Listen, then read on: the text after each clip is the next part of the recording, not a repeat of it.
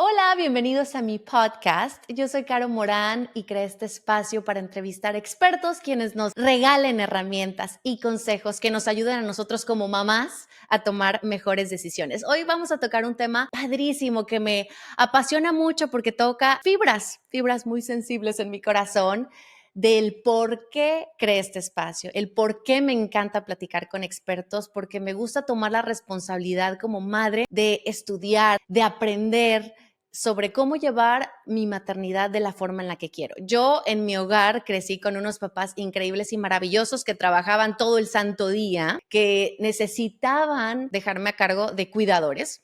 Y estos cuidadores en ocasiones aplicaron la violencia física conmigo cuando no podían controlar a una toddler, ¿no? Cuando me convertí en mamá, que yo no quería ser una mamá, primero que nada que dejara a mis hijos chiquitos a cargo de alguien más, una, y dos, de aplicar la violencia de ningún tipo, ¿no? Con mis hijos. Si bien cuando me convertí en mamá me di cuenta que los niveles de estrés suben y bajan constantemente debido al cansancio y situaciones de la vida cotidiana. Entonces, a veces nuestro propio cerebro nos activa el gritar o el hacer cosas que no querías, pero en automático surgió, ¿no?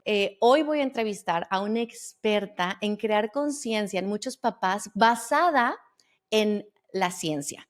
Vamos a entrevistar a Karina Fumero y vamos a darle la bienvenida. Karina, ¿cómo estás? Qué gusto y qué honor tenerte aquí. Muchísimas gracias, Caro. El gusto es mío. La verdad es un honor poder conversar sobre estos temas tan apasionantes y tan divulgados en estos tiempos, ¿cierto? De manera tan controversial. Exacto, que generan como muchas dudas también, porque decimos, oye, pues mis papás a mí me pegaron también y yo resulté ser un ser humano de bien, ¿no? O sea, no afectó, esas son las formas, a veces los golpes enseñan, ¿no?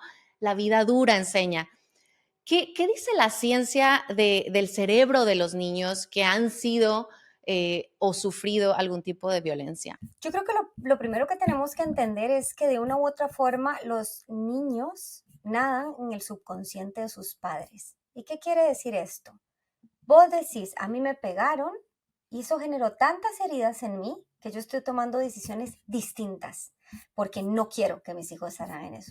Pero muchos otros padres dicen, a mí me pegaron y el dolor es tan fuerte que se bloquean algunas memorias en el cerebro y replican y justifican esa conducta. Entonces dicen, yo sí pego porque es bien, porque lo estoy educando, porque cuando pego es que demuestro amor, porque lo estoy corrigiendo, porque quiero lo mejor para esta persona. Pero entonces cuando nos vamos un poco a la evidencia científica y cuando nos vamos un poco a entender qué pasa en el cerebro de los niños que sufren agresión, ¿verdad? ¿Qué pasa en estos cerebros? Y lo que pasa es que el sistema nervioso, y cuando hablamos de sistema nervioso hablamos de cuerpo y cerebro, órganos y cerebro, ¿cierto? Que están en desarrollo. Y entonces, no es que el niño nace con estos órganos desarrollados, se van desarrollando los primeros años de vida. Y son órganos que están sumamente vulnerables al cortisol en exceso, a lo que produce el estrés.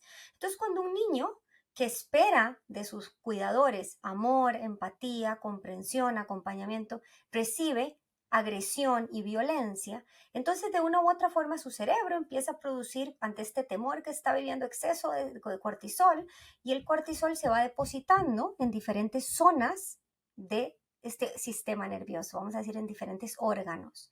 Y de una u otra forma, lo que nos dice la evidencia científica, y esto los invito a que revisen un artículo que se llama Conexión Cuerpo-Cerebro del Centro del Desarrollo del Cerebro del Niño de Harvard, donde dice que los niños que han sufrido estas adversidades los primeros años de vida son niños que a largo plazo tienen infartos más temprano, tienen enfermedades gastrointestinales, tienen enfermedades dermatológicas, tienen enfermedades mentales. ¿Por qué? Porque obviamente sus órganos, dentro de ellos incluido el cerebro, se desarrollan con exceso de cortisol y daña el sano desarrollo de estos órganos. En un ideal, crecer sin estrés, digamos.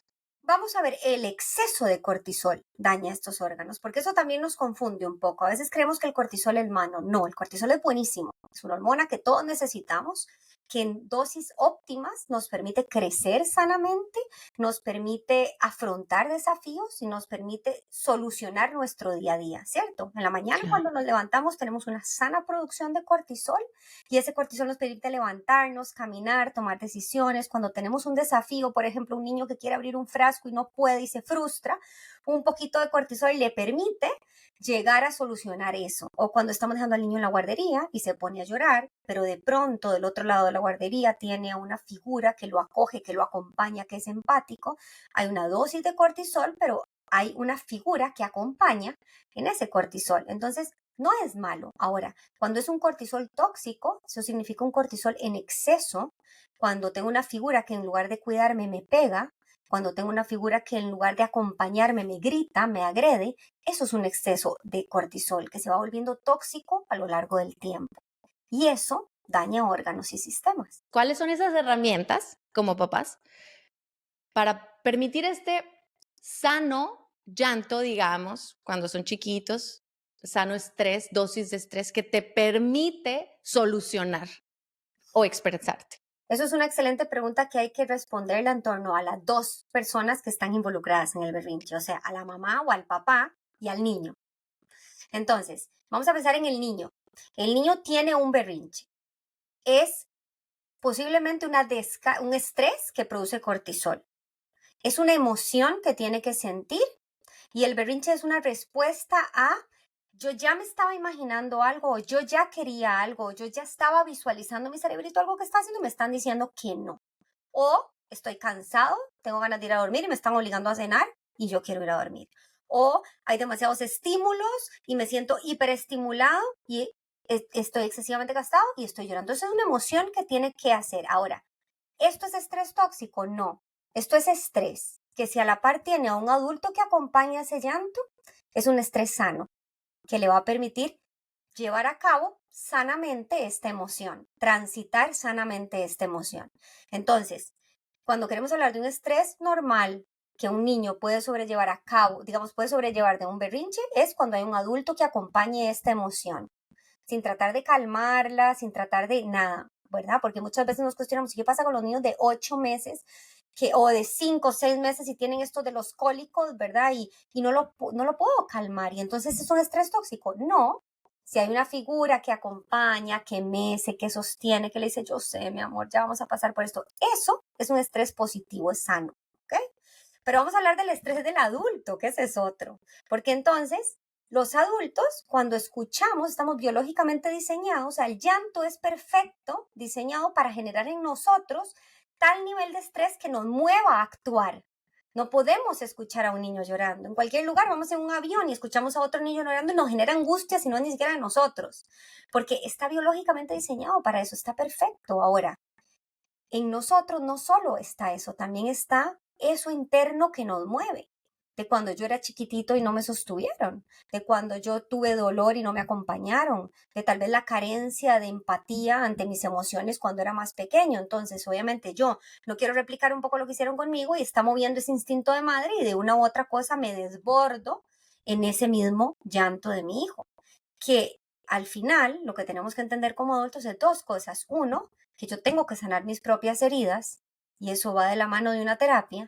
Y dos, que yo tengo que tener suficiente información y recursos para transitar los llantos y los berrinches de mis hijos. ¿Y cómo se transitan estos? Porque a veces estas, como dices, como puede que toque una herida de la infancia o que no tengamos las herramientas, las grandes emociones, sobre todo las que generan este estrés, no las de felicidad y cuando está relajado y contento, son las grandes emociones que son explosivas y que los dos entes están como vibrando a ese nivel, no sabemos cómo manejarlo porque, como dices, este instinto te hace a veces ni siquiera pensar correctamente, no ves con claridad la situación. Entonces, ¿cuáles son esas herramientas que empecemos a reales, ¿no? Herramientas reales porque a veces en ese estado no puedes pensar.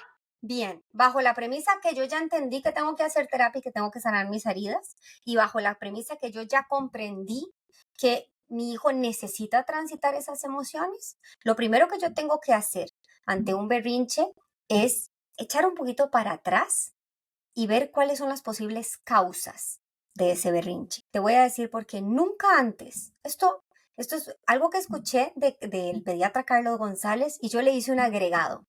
¿Qué dice Carlos González? Nunca antes en la historia de la humanidad los niños han crecido tan lejos de sus padres. Y yo le agrego, y nunca antes en la historia de la humanidad los niños han crecido con tanta cantidad de dopamina en el desarrollo de su cerebro.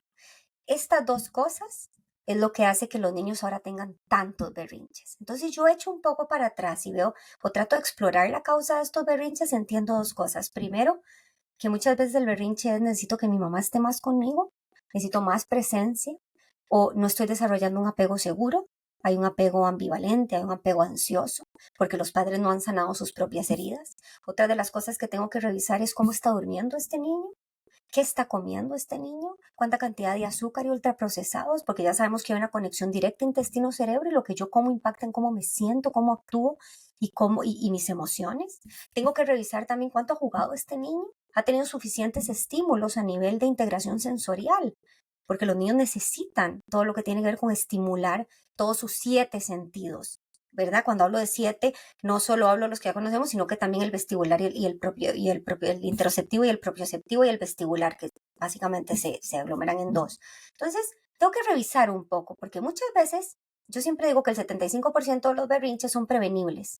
Yo sé a dónde está, yo sé cuál es la causa, yo sé si es que Chechito no durmió suficiente, no tuvo la siesta que tenía que tener, o tiene cierta cantidad de edad y no duerme las horas que tiene que dormir, o las pantallas, que son estos shots de dopamina que en el momento en que se los saco generan berrinches, qué están comiendo estos niños, cómo es el apego que están teniendo, cómo es la dinámica del día a día, hay límites, no hay límites, eso genera angustia y la angustia aumenta los niveles de berrinches. Entonces, primero hay que revisar, cuando yo estoy frente a un berrinche hay que revisar, a ver si ese llanto es una necesidad básica, como comer o dormir, o contacto, o interacción con la mamá o el papá, o es un berrinche porque le estoy poniendo un límite que no le gustó, tipo, me quiero comer un helado, no es hora de comer helado o no es un día para comer helado. Entonces, cuando yo diferencio cuál es la causa de ese berrinche, si es un problema mío que viene previo, que yo no me encargué que durmiera lo que tenía que dormir, que yo le estoy dando de comer y tiene sueño, que yo le di 3 horas de televisión cuando no es recomendable. Cuando yo entiendo eso, yo tengo que acompañar ese berrinche, pero tengo que cambiar estas otras cosas, porque si no, vamos a continuar con los berrinches. Ahora, suponiendo que todas estas áreas están revisadas y están atendidas y mi hijo únicamente me hace berrinches por temas de límites, de que quiere ver televisión y no lo dejamos ver televisión, o que quiere comer algo que no lo dejamos comer, entonces aquí lo único que tenemos que hacer, yo siempre digo, es 3 cosas. 1, acompañar la emoción sin juzgar nada, o sea, permitirle transitar la emoción. Si es rabia y quiere gritar y quiere pegarle al piso, es lo que quiere. Si es enojo, tristeza y quiere llorar, es lo que quiere. Lo segundo que tengo que hacer es entender que mi calma lo calma.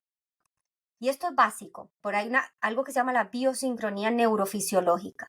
Si yo respiro lento, si yo me muevo lento, si yo hablo lento, la otra persona me va a observar digamos, en esta lentitud, y lo que voy a hacer es que toda mi frecuencia cardíaca, mi presión arterial va a ser una biosincronía con el cerebro de este otro niño y voy a lograr irlo calmando. Y lo tercero es estar disponible. Ahora, a veces yo digo disponible y creemos que es lo mismo que accesible y no es lo mismo.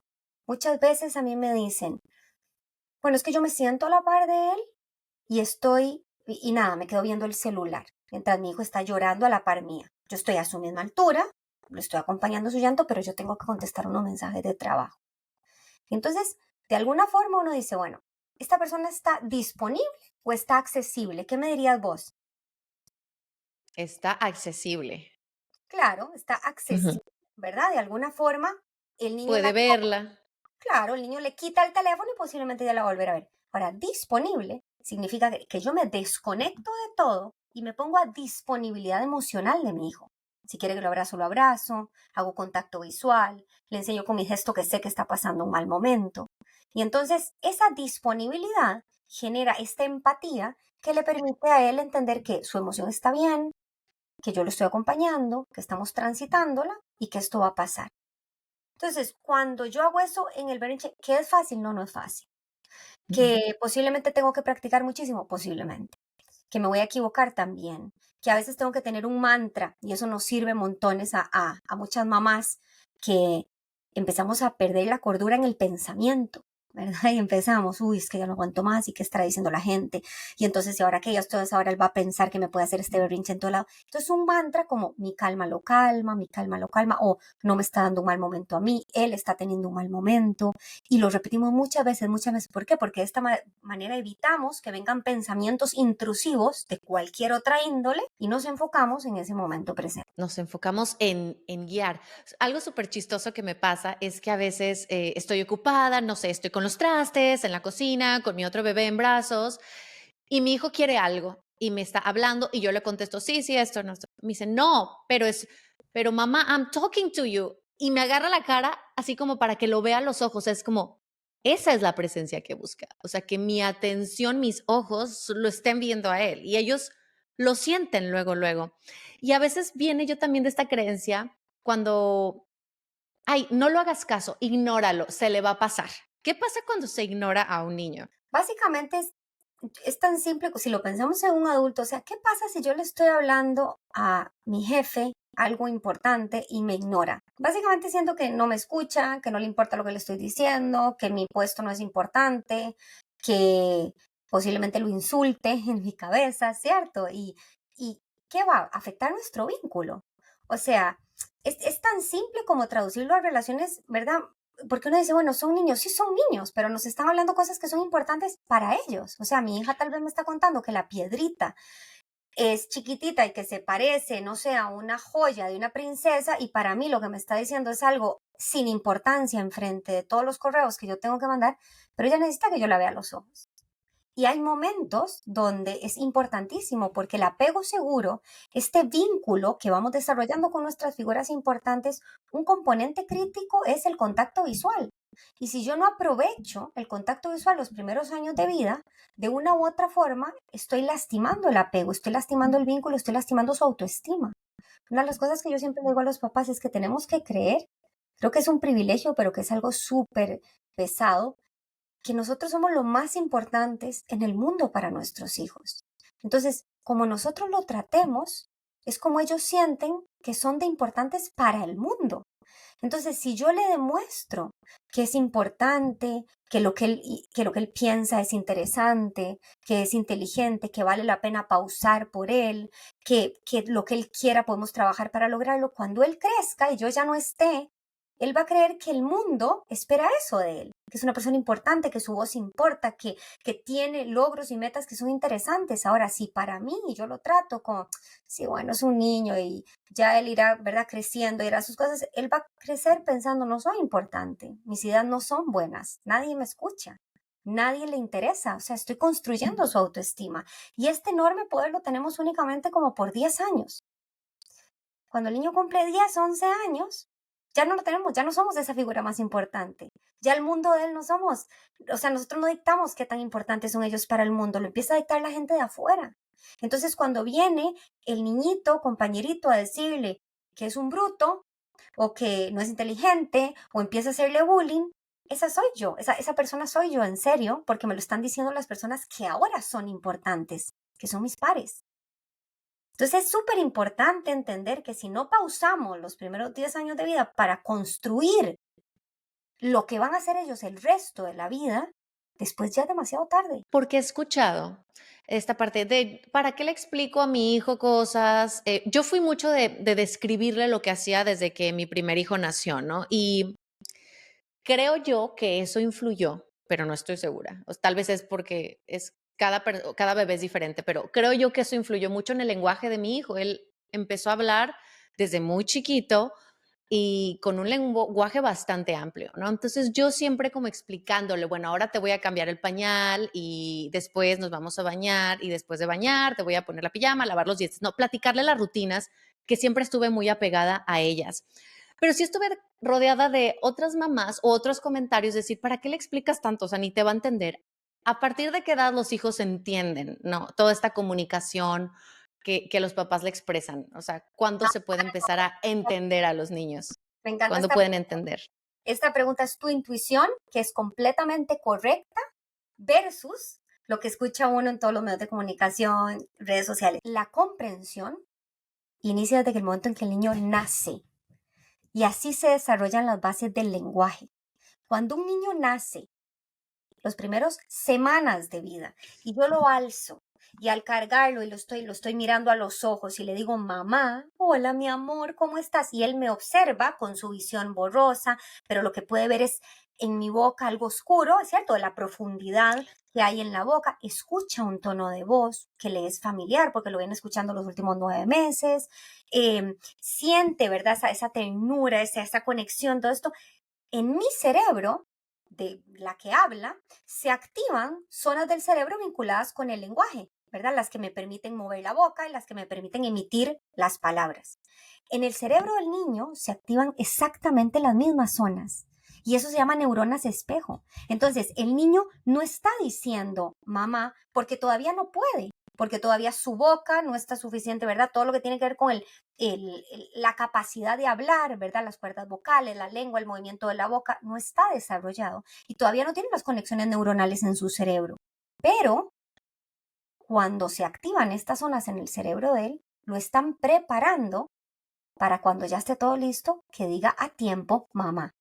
Es lo que pasa cuando ahora estamos viendo a los niños excesivamente expuestos a pantallas y padres que no le hablan a sus hijos. Entonces, estas zonas no se activan en los niños. Entonces, los niños llegan a los 2 años sin tener las suficientes conexiones neuronales que les permita hablar. Porque a pesar de que ya todo está desarrollado para hacerlo, nunca lo practicaron desde los primeros meses de vida. ¿Y qué onda cuando estamos embarazadas? Los sentimientos de la mamá, lo que comió la mamá, ¿tiene influencia en la forma en la que va a expresar sus berrinches o su humor o su forma de ser? Absolutamente, hay investigaciones muy interesantes que se están haciendo, que se hicieron en Australia, con mujeres embarazadas. Y entonces a un grupo de mujeres les dieron de comer pura ultraprocesados altos en azúcar. Y a otro grupo de mujeres les dieron de comer una dieta más del tipo mediterráneo. Hicieron un estudio longitudinal y lo que se dan cuenta es que cuando nacen estos niños, 2 años después, las mamás que comieron ultraprocesados y altos en azúcar eran niños que tenían más dificultades en controlar sus emociones, en regular sus impulsos y mayor cantidad de berrinches, a diferencia de las madres que tuvieron dieta mediterránea. Wow, eso es impresionante. ¿Hasta dónde llegar? ¿Cómo establecer nuestros límites como papás y a algunas peleas que ni siquiera vale la pena pelearse? ¿Y cuáles son importantes para el desarrollo del niño, para su desarrollo físico y emocional? Yo creo que los límites, o sea, creo que, vamos a ver, no es lo mismo el primer hijo que el tercero, ¿cierto? Yo con el primero, yo con el primero tengo muchísimo control de lo que le ofrezco. Es más, hace poco conocí una niña de 4 años que estaba enfrente de unos queques, unas tortas de cumpleaños y la mamá decía, es que ni siquiera sabe qué es. Claro, nunca se lo han expuesto, nunca se lo han ofrecido. La niña no sabe qué es, no tiene atracción a esa torta. Ahora, agarras un niño de un tercer hijo, el número 3, que ya ve que sus hermanitos desde el año, el cumpleaños, se toman, ¿verdad? Se comen ese que y va a decir, yo quiero, dame a mí, ¿verdad? Y va a llorar si no le doy. Entonces, es difícil decir, bueno, ¿cuáles límites o cuáles batallas son? Yo creo que a mí siempre me sirve montones la regla 80-20 para tratar de tener yo salud mental. Y la regla 80-20 es yo elijo los nutrientes que compro para que estén en mi casa. El 80% de tiempo mis hijos comen eso. ¿Por qué comen eso? Porque yo se los ofrezco, porque ellos pueden abrir la despensa, y pueden abrir la nevera, digamos, y eso es lo que está ahí. ¿Y qué pasa el otro 20% del tiempo? Vamos a una fiesta de cumpleaños, vamos a un evento donde no tengo control de lo que la gente ofrece, pero de alguna forma me relajo. ¿Por qué? Porque sé que mis hijos ya tienen su microbiota intestinal de alguna forma cuidada, porque sé también que no se van a atiborrar de todo lo que vean, porque su paladar está acostumbrado a no tanto dulce. Ya sé que de alguna forma hay un principio y un fin. Yo me puedo ir de la fiesta si me da la gana en el momento en que yo quiera, si veo que mi hijo de alguna forma está con eso. Entonces, si yo de alguna forma me relajo, puedo disfrutar también de ese evento y le enseño a mis hijos que con medida, en algunos momentos, se puede disfrutar de algunas cosas. Ahora, hay otras personas que son más radicales y que dicen nunca, ¿verdad? Nunca, porque no sabemos qué tan adictos se pueden volver nuestros hijos a ese dulce. Yo Yo creo que si educamos uno con el ejemplo, educamos con lo que compramos en el hogar, educamos con libros, educamos sobre hacerles ver cómo se sienten ciertas cosas o digamos ciertos alimentos que consumieron, yo creo que es mucho más fácil. Por ejemplo, cuando venimos de una fiesta y mi hijo me dice, mamá, me duele la panza, le digo, gordo, ¿viste todo lo que comiste? Es que eso le da un dolor. Conciencia. Claro, eso le da dolor de panza. O mamá, es que entonces uno de una u otra forma educa todos los días, en todo momento, con el ejemplo, con libros, con conversaciones, con observación. Por ejemplo, venimos de la casa de la bisabuela y de pronto la bisabuela tiene diabetes, pero la bisabuela en la visita nos enseñó todo lo que podíamos consumir en cuestión de 2 horas y ellos, ¿verdad? Se abruman de ver tanto dulce sobre una mesa y cuando salimos de ahí le decimos, sí, mi amor. ¿Y viste cómo come la abuela? Sí, mi amor. La abuela tiene diabetes. ¿Sabes lo que es eso? Entonces, educo, claro, y la educación de una u otra forma les ayuda a ellos a tomar decisiones cuando las tienen que tomar. Y que en un momento, pues será pronto, ¿no? Que no estemos alrededor de ellos para controlarlo todo. Mira, yo creo que siempre, por ejemplo, te puedo decir que con mi hijo, el más grande, el de 8 años, me ha pasado momentos donde se va con la abuela y la abuela le dice, bueno, van al supermercado, entonces me manda un mensaje y me dice, mamá, ¿puedo comprar esto? Entonces me manda una foto de granola, ¿verdad? Entonces la granola adelante tiene niños fuertes y dice fuerte y la granola te hace más inteligente y lo que sea, y al rato me manda un mensaje y dice, ah, no, mamá, esto está lleno de azúcar. ¿Por qué? Porque yo le eduqué en dar vuelta a los alimentos y leer de qué estaban hechos. ¿Y qué es lo primero que le dije? Si hay algo de eso que lees que no puedes pronunciar o si lees algo que diga azúcar, eso no lo querés en tu cuerpo. Entonces, claro, cuando le doy vuelta a la granola y el segundo ingrediente es azúcar, elige no hacerlo. O me dice, bueno, mamá, sí me lo quiero comprar, pero esto tal vez es algo que quiero comer hoy sábado. Es una porquería que quiero comerme hoy sábado. Él eligió que eso era un postre que él quería comerse el sábado. Entonces, estoy educando, ¿cierto? Eso es que él tenga suficiente criterio de decir, me voy a comer esto, me hace bien o mal, no es lo idóneo, pero tengo ganas de algo dulce o no, tal vez no tengo ganas en este momento porque prefiero comerme otra cosa después. Eso es Eso, postergar. eso ya es porque siento el niño, o sea, tu hijo ya tiene 8 años, pero ¿cómo le hiciste en un principio cuando era más chiquito? Por ejemplo, el mío de 3 es de que, this is sweet. This makes my brain sweet. Y yo, sí, ¿verdad? O sea, pero no todas las comidas pueden estar dulces porque se te hace tu cerebro dulce, ¿no? Él lo dice. Pero entonces él ahora cualquier cosa que quiere comer dice, can you put a little bit of honey? ¿Le puedes poner un poquito de miel? Y yo así por dentro, así muriéndome, ¿no? Y yo preocupada porque con él en mi embarazo tuve diabetes gestacional, ¿no? Y puede haber un riesgo en un futuro que él desarrolle diabetes tipo 2. Entonces yo lo tengo súper presente en mí y de ser consciente pues de que ya no compro tantas cosas dulces, pero pues sí tengo miel, porque a veces hago pancakes, ¿no? Los fines de semana. Entonces, ¿cómo le hacías tú con tu hijo mayor en el tema de los dulces? Mira, lo mismo que hago con todos, yo creo que más bien con el mayor cometí más errores que con los otros. Te Es puedo cierto. decir, sí, totalmente, pero te puedo decir, por ejemplo, que con la de 5 o con el de 2, que estamos más o menos en el interín, les enseño un poco a postergar la gratificación. Entonces, ¿cómo hago eso? Por ejemplo, sábado mi hijo de 2 años va al supermercado conmigo y me dice, ¿podemos comprar algo para los chicos? Bueno, y compramos, qué sé yo, unas galletas. Entonces, hay 3 galletas. Entonces, él se la va a comer. Yo le digo, Lucho, si te comes esta galleta ahora, no hay después otra cuando estén tus hermanos. Tus hermanos van a comer galleta y vos no. Entonces dice, ah, bueno, entonces la guardo para comer con los hermanos y tiene 2 años. Eso es postergar la gratificación. Eso es una de las mejores habilidades que le podemos enseñar a un hijo. ¿Por qué? Porque él está postergando ese deseo para hacerlo cuando esté con sus hermanos. A veces me dice, quiero pancakes. Yo también hago pancakes con una mezcla de espinacas y otras cosas y a veces le pongo miel. Entonces, por ejemplo, el lunes me dice, quiero pancake. Bueno, perfecto, con miel. Bueno, le pongo miel. Al día siguiente me dice, quiero pancake. No, mi amor, hoy no hay miel. ¿Te puedo dar pancake sin miel o te puedo dar un, no sé, un huevito? Entonces, no, con miel. Hoy no hay miel. O pancake o huevito. Entonces, bueno, huevito. Entonces él decidió otra cosa, pero bueno, yo elegí darle el lunes y el martes él dijo que no. Y si veo que es algo muy seguido, entonces le digo, solo el fin de semana hay miel. Entonces, no estoy hablando mal del alimento, no, mucha Claro. gente nos dice que restringir hace que lo quieran más. Yo creo que vivimos en una sociedad en la que no se restringe nada.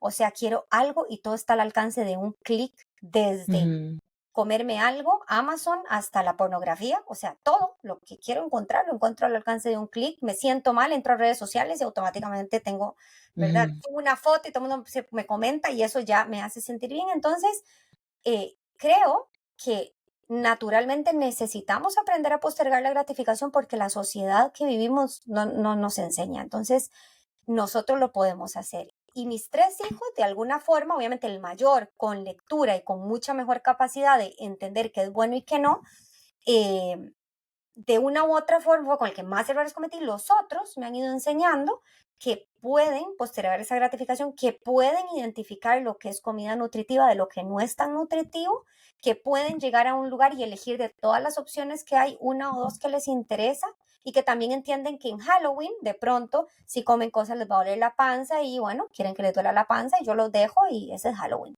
¿Me explico? Es Exacto. como ahí vamos, probando y aprendiendo en la vida según los límites que yo creo son saludables para ellos. ¿Qué opinas de las pantallas? Sé que has tocado este tema bastante en tus redes sociales. Muchas veces decimos, ¿cómo le hacían nuestros papás para tenerlos sin el celular enfrente, sin la televisión? No, ¿cómo le hacían? Siempre nos preguntamos, como que eso añoramos y nos preguntamos, ¿qué se puede hacer en lugar de las pantallas? ¿Qué cosas podemos hacer que nuestros padres hacían? Qué locura, ¿verdad? Mis hijos no crecen con pantallas, no tienen, o sea, yo esa pregunta ni Wow. siquiera me la hago porque para mí las pantallas son de lo peor que puede existir en los niños más pequeños y para separar familias. O sea, no hay nada más triste que ir a un restaurante y ver a los niños chiquititos con una pantalla enfrente a los adultos hablando. Esa pregunta que vos haces, todo el mundo se la hace y la realidad es que las pantallas son el mejor chupete por excelencia, o sea, calman un berrinche, calman una emoción, el aburrimiento, me dejan trabajar, si estoy cansada me dejan descansar, me dejan socializar, me dejan un poco ir. Lo que pasa que antes teníamos un poco más ayuda cuando hablábamos de crianza, ¿verdad? Había más tribu y ya no hay. Y hoy la tribu pasó a ser la pantalla. Entonces, yo creo que cuando entendemos que los seres humanos somos vinculares y que no somos digitales, y que cuando hablo vinculares es que necesitamos del vínculo, de todo tipo de vínculo. Con mi pareja, yo necesito que mi pareja me mire, que me abrace, que me entienda, que me escuche, que me vea, ¿verdad? Que observe mis necesidades. Y los niños necesitan eso también. Y cuando yo fortalezco el vínculo, las relaciones se consolidan de una forma sana. La ausencia de vínculo crea alteraciones en el neurodesarrollo. Entonces, cuando empezamos a ver las pantallas como el enemigo de nuestra familia, de nuestras relaciones sanas, y empezamos a utilizarlas únicamente como un medio familiar de entretenimiento, lo empezamos a ver sanamente. O Es que incluso como a nosotros adultos nos afecta. Es que no solo a los niños. totalmente. O sea, los niños se van a dormir y ¿qué hacemos los adultos? Cada quien se acuesta en la cama con el celular enfrente. Y tenemos que entender que los seres humanos somos vinculares. O sea, esto deteriora los vínculos. Entonces, por eso yo digo, si vemos o sea, cuando pensamos en una pantalla siempre tenemos que pensar en la edad, el contenido y la finalidad. Entonces, si yo pienso, por ejemplo, en un niño de 9 años que está viendo un video sobre el cambio climático en la escuela con una profesora que después va a aportar información sobre eso, perfecto. No hay nada malo. Ahora, si pensamos en un niño de 12 años que tal vez le encanta leer y tal vez quiere está leyendo 2 libros o 3 al mismo tiempo y no quiere andar con los libros en la mano y de pronto quiere usar, no sé, el Kindle, está bien. Entonces, la edad, el contenido y es la funcionalidad. Ahora, si pensamos en un niño de 2 años que está ante un desborde emocional, que necesita un vínculo para crecer, para construir esa emoción, para darle forma a esa emoción, para que en su cerebro se genere este cableado neuronal que le va a permitir en su vida lidiar con las emociones. Y una pantalla, o sea, no tiene sentido ni siquiera pensarlo. O cuando pensamos en ese niño que está en un restaurante, que está esperando conectar con sus padres, observar qué hacen los meseros, cómo viene, cómo es la educación, cómo pedimos en los restaurantes, cómo comemos, cómo agarramos los cubiertos, qué hablan mis papás, qué pasa con la gente de al lado, qué están haciendo. Esos son habilidades sociales, eso es crecer entendiendo qué pasa alrededor. Y si ese niño tiene una pantalla, no entendió nunca lo que pasó alrededor porque se desconectan del mundo. Entonces, estamos viendo, es que mi hijo es súper irritable, súper agresivo, es que a mi hijo le quitan las cosas y le pega a la hermana todo el día, es que por todo llora. ¿Quién le ha enseñado a transitar esas emociones? Digamos, las pantallas, o hay un vínculo ahí que le está ayudando en eso. Eso es lo que nos tenemos que cuestionar. A veces le tenemos miedo a que nuestros hijos se aburran, ¿no? ¿Qué opinas del aburrimiento? Creo que nos da pavor el aburrimiento, pero es una emoción nuestra, no es de ellos. Así como los niños tienen que estar enojados, tienen que tener rabia, tienen que estar felices, tienen que pasar momentos de emoción, tienen que pasar momentos de aburrimiento. ¿Por qué? Porque cuando un niño se aburre es cuando su cerebro empieza a buscar en ese entretejido neuronal de experiencias pasadas cómo soluciono este aburrimiento. Es una de las primeras bases de la resiliencia. Es ante un problema, ¿cuál es el ¿verdad? ¿Cuál es el desafío que tengo? ¿Cuál es la solución que voy a buscar? A mí me pasaba con el más grande, que se me acercaba y me decía, mamá, estoy aburrido, y tal vez yo estaba leyendo. Y entonces yo empezaba, ay, Dios, y yo tenía tantas ideas de cosas para hacerle, ¿verdad? Entonces con el primero tal vez yo me sentaba y le decía, gordo, ¿qué te parece si hacemos un castillo y le ponemos tata? Entonces yo le hacía el castillo, me sentaba, jugaba 2 minutitos y volvía y me decía, estoy aburrido. Y yo, pero te acabo de hacer un castillo. Claro, yo esperaba que él jugara con el castillo 3 horas, ¿verdad? Después de que yo lo hubiera hecho. Él estaba jugando conmigo cuando yo estaba armando ese castillo. Yo no le enseñé a buscar una solución al problema, yo le solucioné el problema, porque a mí me generó angustia el aburrimiento. ¿Qué empecé a hacer más adelante y qué hago con la segunda y con el tercero? Mamá, estoy aburrido. Uy, gordo, qué problema, ¿verdad? Y tipo, mamá, pero no, gordo, eso es un problema. ¿Cómo se te ocurre que podemos solucionar ese problema? ¿Qué podríamos hacer? Y hago silencio, un silencio que a mí me puede carcomer. Pero entonces ella se pone a buscar, no sé, ¿qué hiciste ayer que estuviste entretenido? ¿Qué fue lo que jugaste? Ay, mamá, es que ayer estuve pintando princesas. Ah, mira. Mamá, ¿y si me imprimís una princesa y la pinto? Bueno, te imprimo la princesa, se la pinto. Ella tuvo un problema, ella recordó cómo había estado entretenida, ella me dio una solución y se sentó feliz y orgullosa de haber buscado una solución a sus problemas. Y ese fue el aburrimiento que la movió a eso. Entonces ahora me pasa que fines de semana, a veces el grande dice, ay, estoy aburrido. Entonces Cata le dice, ay, Santiago, busca una solución a tu aburrimiento. Y entonces Ujú. la solución es voy a agarrar un libro, la solución es voy a ir a andar en bicicleta, la solución es me voy a poner a hacer un rompecabezas. Ellos buscan esas soluciones y se sienten súper orgullosos. Y Ahí los vuelve mucho más creativos también. totalmente. Y les permite todavía ser niños. Porque cuando la solución al aburrimiento es una pantalla y no hay un adulto a la par, los expongo a todo, a todo. O sea, un niño con 8 años con acceso a Internet ya de por sí tiene acceso a pornografía sin que queramos o se lo facilitemos. Qué peligro. Es sumamente peligroso y es sumamente real. A mí me pasó con mi hijo que me di cuenta, hablando de esto todo el tiempo y sin darme cuenta del peligro que esto implicaba, me pasó que sin estar buscando, juntos, buscando otras cosas para su cumpleaños, le apareció una mujer semidesnuda. Si yo no hubiera estado ahí, ese hubiera sido su camino a la pornografía, a los 8 años. Y estábamos buscando carritos de Fórmula 1. O sea, está al alcance de un clic. ¿Qué afectaciones tiene la pornografía? A veces no se entiende, incluso hay adultos adictos a la pornografía que tiene afectaciones fuertísimas para sus relaciones personales, ¿cierto? Tiene afectaciones a Entonces, corto y a largo plazo, o sea, las pantallas, los ultraprocesados altos en azúcar, la cocaína, la heroína, el alcohol y la pornografía son shots de dopamina. Le hacen a mi cerebro, son neurotransmisores que le hacen a mi cerebro sentir bien rápidamente. Un niño de 8 años, obviamente, tiene duda, ¿verdad?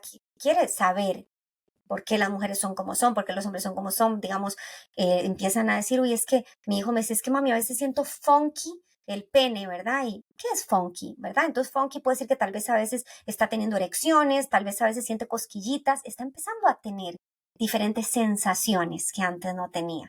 Y entonces cuando ven pornografía, No es que, ay, qué bien que se siente al principio, no, es que les genera curiosidad, es que se puede sentir algo en el pene, que pueden sentir esto que con el tiempo va generando placer. Y entonces lo que sabemos es que a corto plazo obviamente va generando un enganche, ¿verdad? En un enganche por esa curiosidad, Adicción. por esa transición que está pasando, pero a largo plazo podrían generar una adicción que repercute no solo en el desarrollo sexual de ellos, sino que también en las relaciones sociales y en las relaciones sexuales, ¿verdad? Porque lo que se van haciendo es una idealización de lo que son las relaciones sexuales. Y entonces, cuando realmente tienen una, con una persona de carne y hueso, les parece súper aburrido, porque todo lo que vieron en la pornografía y toda la dopamina que tuvieron mientras lo estaban viendo no es la misma que se produce en una relación sexual con un ser humano. Entonces, no les gusta. Claro. Entonces, trasciende a lo que es personas que se divorcian, que nunca se casan, que tienen múltiples relaciones sexuales, que inclusive tienen relaciones sexuales y les piden cosas que tal vez la otra persona no se siente cómoda, tienen fantasías sexuales bastante irreales. A veces como adultos, las grandes emociones, sí, tenemos que acompañar a nuestros hijos en las grandes emociones, pero ¿qué sucede como cuando adulto a veces te sientes como culpable de que tu hijo te vea llorar, que tu hijo te vea gritar, que te vea realmente molesto? ¿Cómo podemos ser guías también de nuestras propias emociones? ¿Qué se comunica a un niño? Tal vez para que no se asuste, pero para que entienda. A mí me encanta eso porque yo no soy partidaria de creer que nosotros somos el zen que nuestros hijos necesitan ver. O sea, yo, por ejemplo, nosotros vivimos fuera de mi país, de Costa Rica, y cada vez que me despido, lloro. Y lloro porque no sé si es la última vez que voy a ver a mi bisabuela, que tiene 90 años. No sé si los accidentes pasan, ¿verdad? Si voy a ver de todas las personas que me despido, además que me hacen falta. Entonces, cada vez que estamos en el aeropuerto, lloro. Pero no es que lloro, grita, no, lloro, se me salen las lágrimas, me cuesta hablar, ¿verdad? Se me ponen los puntitos rojos que se le pone a uno en los ojitos cuando llora. Y entonces mis hijos me ven y me dicen, mamá, ¿estás bien? Y yo, estoy triste porque no sé si Tita Rosa no va a estar la próxima vez que volvamos, se va a morir, o no sé si Tati la voy a extrañar, ¿verdad? Mi mamá. Y entonces me dicen, pero vas a estar bien. Claro que voy a estar bien, mi amor. Claro que voy a estar bien. Estar triste está bien también. Y entonces, cada vez, conforme van creciendo, ahora cada vez que vamos a ir al aeropuerto, me dicen, mamá, pero vas a llorar. Y yo, y seguro que sí, seguro.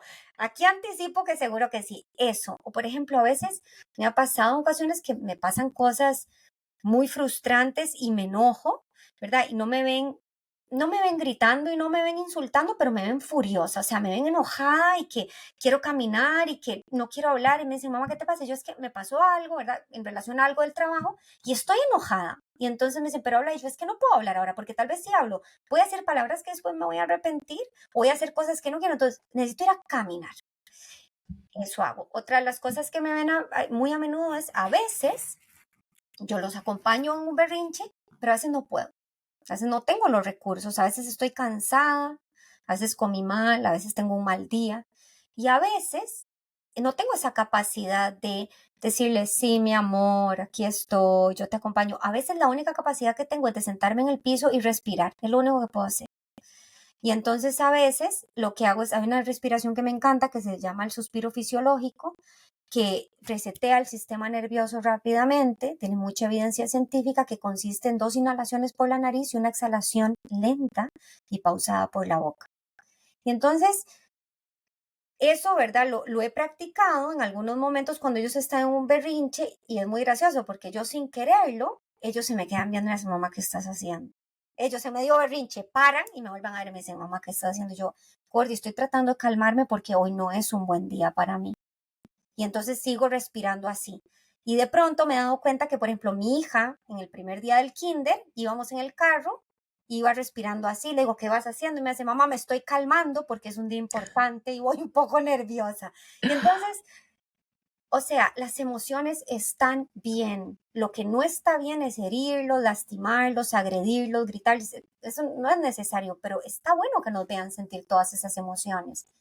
No tenemos que ser los reyes, las reinas del zen, para nada. Creo que más bien tenemos que ser las personas capaces que puedan transitar todas las emociones de una forma que no lastimemos a otros.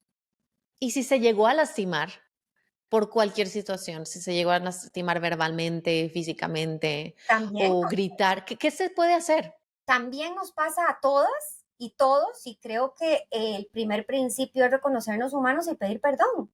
Es lo más básico que podemos hacer. O sea, les grité porque me pasa a veces que es la hora de la mañana, se sacan toda la ropa y dicen que están haciendo warm-ups y corren desnudos por toda la casa y van los tres ahí vacilando, ¿verdad? Mientras yo estoy tratando de juntar la cocina y todo el momento digo, ¡ay, no basta, el baño todo! ¿Verdad? Y entonces de pronto yo ya furiosa y entonces después ya que se bañan les digo, ay chicos, perdón, mamita está, o sea, con ustedes corriendo, con ordenando, tengo que llegar a tiempo a tal reunión y perdón, no me siento bien por lo que hice.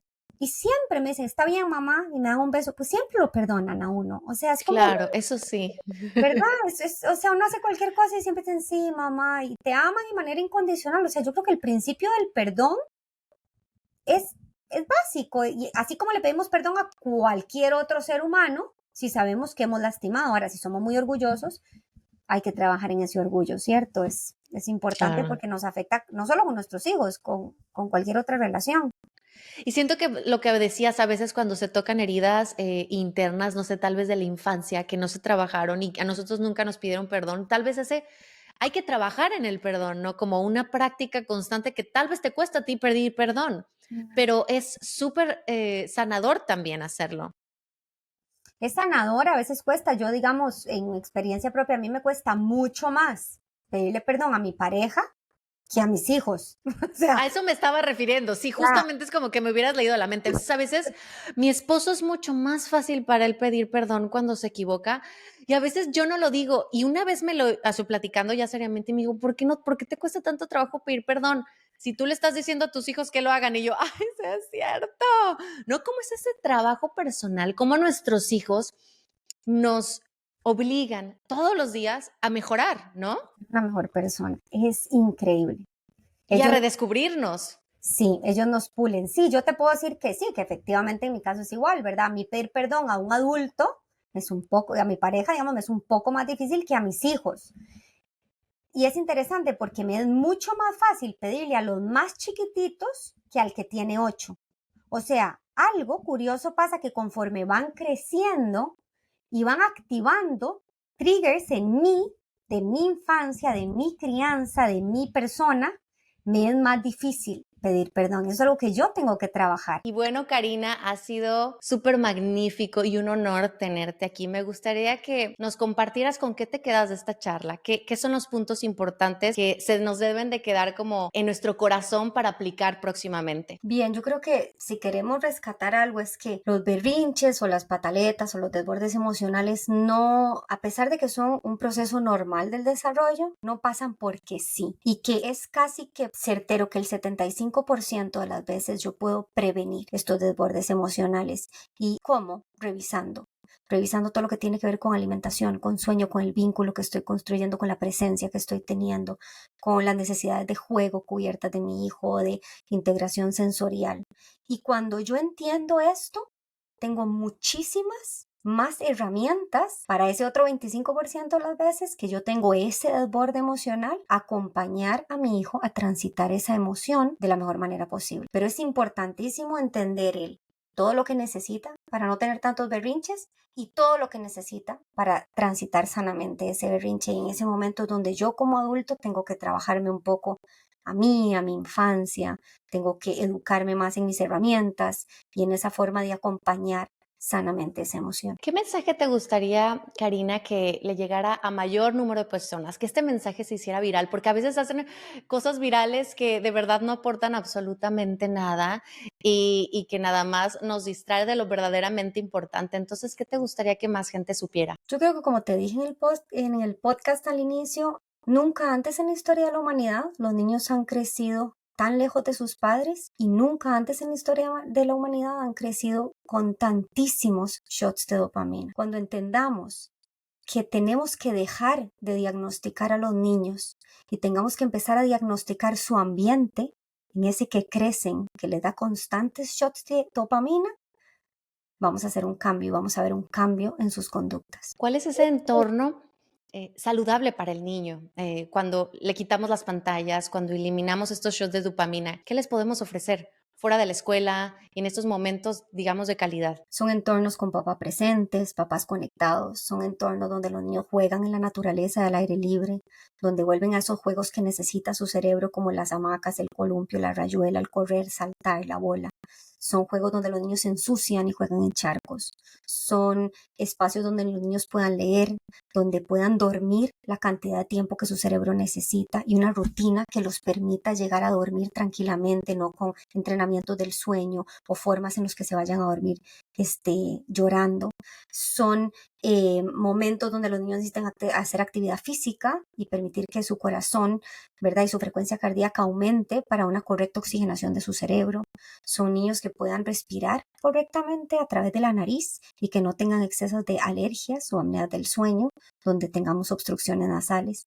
Hay muchas áreas que tenemos que atender y eso es un sano desarrollo que va a permitir los cimientos de la salud física y mental que van a disfrutar toda la vida. ¿Hay niños que pueden sufrir depresión o solo sucede en adultos? Absolutamente. Hay niños que están sufriendo depresión y ansiedad como las dos primeras enfermedades psiquiátricas más diagnosticadas post-pandemia. Wow. O sea, esto influyó tal vez por el aumento de las pantallas y el cambio de la alimentación. Las depresiones en este momento se están diagnosticando como consecuencia de algunas personas creemos que son inflamaciones del cerebro por investigaciones que se han visto y esto tiene que ver una relación directa con inflamación de intestino e inflamación del cerebro. Esto tiene que ver con lo que comemos. También tiene que ver con la excesiva y abrupta cantidad de dopamina que reciben de las pantallas, que en el momento en que se los quitan no tienen capacidad de encontrar felicidad en la vida. También porque están creciendo en contextos donde no tienen un apego seguro, figuras que no están presentes o que las formas de crianza son agresivas o violentas. Hay niños que no están encontrando soporte y sostén en el mundo. Y entonces es un estilo de vida que no promueve la salud mental y obviamente componentes genéticos que hagan que se dispare estas enfermedades. ¿Se puede revertir una vez disparada la enfermedad? Se puede revertir siempre de la mano de tratamiento farmacológico al inicio con cambios en el estilo de vida. Una nueva línea de tratamiento está en enfocarse en actividad física y cambios alimenticios como la primera línea de modificación y después empezamos con otros, pero absolutamente se puede revertir hasta el momento donde tal vez podamos ir eliminando el tratamiento farmacológico, brindándole obviamente a los niños suficientes herramientas para afrontar las dificultades y las adversidades en la vida y permitirle a su cerebro producir la química necesaria para no tener una depresión y salir avante. Ay, Karina, qué increíble platicar contigo. Te agradezco muchísimo tu tiempo. Y gracias también a todas las personas que nos vieron y que se quedaron al final de esta charla. Gracias, No, Karina. al contrario, gracias a vos, Caro, por la invitación y muchísimas gracias por hablar de estos temas que son tan apasionantes. Te lo agradezco de todo corazón. Te mando un beso enorme. Chao, Igual. chao. Chao, chao.